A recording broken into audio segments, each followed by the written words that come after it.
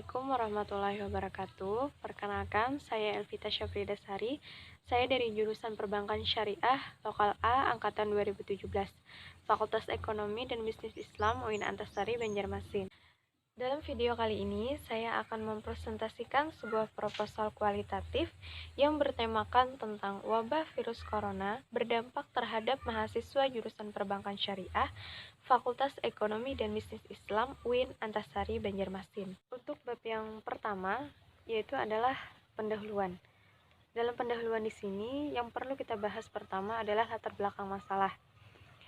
Saat ini, hampir seluruh negara di dunia terpapar virus corona, dan Indonesia adalah salah satu negara yang terjangkit virus tersebut. Kian hari kian meningkat pasien yang dinyatakan positif corona, dan yang meninggal pun juga terus bertambah.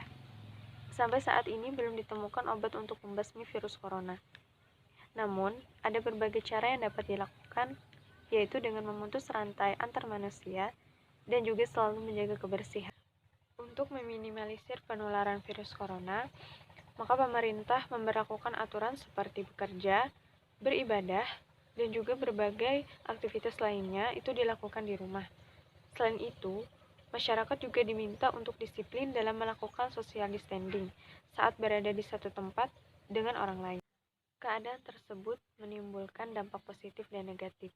Salah satu dampaknya adalah terhambatnya proses pembelajaran, di mana pihak kampus ataupun lembaga lainnya menerapkan sistem pembelajaran secara online. Oleh karena itu, siswa atau mahasiswa agar lebih pandai memanfaatkan waktu dalam mempersiapkan pembelajaran secara online, serta lebih giat untuk belajar mandiri di rumah. Di UIN Antasari Banjarmasin telah menerapkan sistem pembelajaran daring, di mana para dosen dan mahasiswa menggunakan platform yang telah tersedia seperti Google Classroom, Zoom, dan lain-lain, demi kelancaran dalam proses pembelajaran. Namun, kegiatan tersebut membuat dosen kesulitan dalam menjelaskan materi kepada mahasiswanya. Begitu juga dengan mahasiswa, yang membuat mereka kesulitan dalam memahami pelajaran, sehingga dianggap kurang efektif. Berdasarkan dari uraian tersebut, maka saya tertarik untuk mengangkat judul yaitu peran dosen dalam pembelajaran daring mahasiswa jurusan Perbankan Syariah selama COVID-19 di UIN Antasari, Banjarmasin. Untuk rumusan masalahnya sendiri adalah yang pertama, bagaimana peran dosen dalam pembelajaran daring mahasiswa jurusan Perbankan Syariah selama COVID-19 di UIN Antasari, Banjarmasin. Dan yang kedua, apa saja faktor pendukung dan penghambat dalam pembelajaran daring mahasiswa jurusan Perbankan Syariah selama COVID-19 di UIN Antasari, Banjarmasin. Adapun untuk tujuan dan kegunaan dalam penelitian ini adalah tujuan yang pertama yaitu untuk mengetahui bagaimana peran dosen dalam pembelajaran daring mahasiswa jurusan Perbankan Syariah selama COVID-19 di UIN Antasari, Banjarmasin. Dan yang kedua adalah untuk mengetahui apa saja faktor pendukung dan penghambat pembelajaran daring mahasiswa jurusan Perbankan Syariah selama COVID-19 di UIN Antasari, Banjarmasin. Dan kegunaan penelitian ini adalah yang pertama untuk memberikan informasi kepada masyarakat, dan yang kedua adalah sebagai syarat untuk memenuhi tugas middle test mata kuliah metodologi penelitian. Baik, sekarang kita memasuki bab yang kedua yaitu kajian teori. Dalam kajian teori ini yang pertama kali kita bahas itu ialah pengertian peran. Peran, menurut Purwadarminta, peran itu ialah suatu tindakan yang dilakukan seseorang dengan berdasarkan peristiwa yang melatar belakanginya. Peristiwa atau kejadian tersebut bisa dalam hal baik serta hal buruk sesuai dengan lingkungan yang sedang mempengaruhi dirinya untuk bertindak. Secara sederhananya, peran itu ialah suatu perilaku yang diharapkan dari seseorang dengan berdasarkan posisi sosial, baik itu dengan secara formal maupun informal. Ada juga yang mengatakan bahwa arti peran itu ialah suatu tindakan yang dilakukan individu atau sekelompok orang dalam suatu kejadian atau peristiwa, serta merupakan suatu pembentuk tingkah laku yang diharapkan dari seseorang yang mempunyai kedudukan di masyarakat. Untuk pembahasan yang kedua, itu ialah pengertian pembelajaran daring. Pembelajaran daring adalah pembelajaran yang dilakukan tanpa melakukan tatap muka melalui platform yang telah tersedia. Terkait dengan pembelajaran daring, ada beberapa perusahaan telekomunikasi Indonesia sudah mulai melakukan kerjasama dengan berbagai platform pembelajaran untuk mendukung kegiatan pembelajaran model ini, seperti telekomunikasi seluler atau yang biasa kita kenal dengan Telkomsel. Pembahasan yang ketiga yaitu penjelasan tentang COVID-19. Virus corona atau COVID-19 ialah virus yang menyerang sistem pernapasan. Virus corona bisa menyebabkan gangguan ringan pada sistem pernapasan, infeksi paru-paru yang berat, hingga kematian.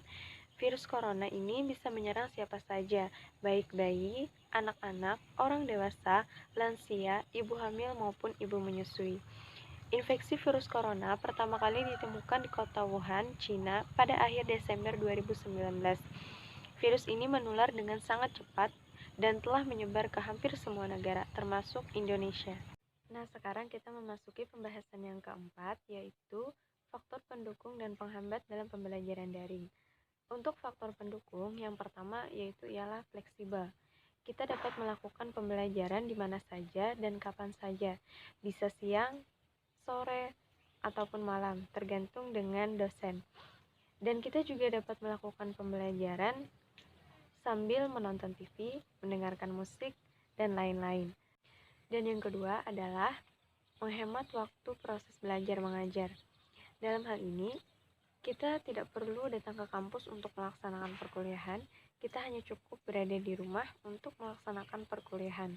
Yang ketiga, itu ialah mengurangi biaya perjalanan dan biaya pendidikan secara keseluruhan, seperti peralatan, buku-buku, dan lain-lain. Dan yang keempat, itu ialah menjangkau wilayah geografis yang lebih luas. Selanjutnya yaitu faktor penghambat dalam pembelajaran daring. Yang pertama itu ialah susah sinyal. Kita ketahui bahwa sinyal merupakan faktor penghambat pertama dalam sistem pembelajaran daring. Tanpa ada sinyal yang baik, maka pembelajaran akan terhambat. Tidak semua dosen dan mahasiswa berada di lingkungan atau daerah yang memiliki koneksi internet yang baik. Dan yang kedua itu ialah minimnya interaksi secara tatap muka antara dosen dan mahasiswa ataupun sebaliknya. Dan yang ketiga itu pembelajaran secara daring ini dilakukan lebih cenderung ke pelatihan, bukan pendidikan. Dosen lebih banyak memberikan tugas kepada mahasiswanya dalam proses pembelajaran secara online ini.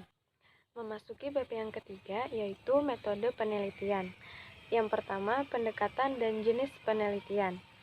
Dalam penelitian ini, pendekatan yang digunakan adalah pendekatan kualitatif dan jenis penelitiannya adalah studi kasus, di mana penelitian ini digunakan untuk mengetahui peran dosen dalam pembelajaran daring mahasiswa jurusan perbankan syariah selama COVID-19 di UIN Antasari Banjarmasin. Objek dan subjek dalam penelitian ini adalah untuk objeknya yaitu dosen Fakultas Ekonomi dan Bisnis Islam UIN Antasari Banjarmasin dan untuk subjeknya yaitu mahasiswa jurusan perbankan syariah UIN Antasari Banjarmasin. Selanjutnya, metode dan pengumpulan data.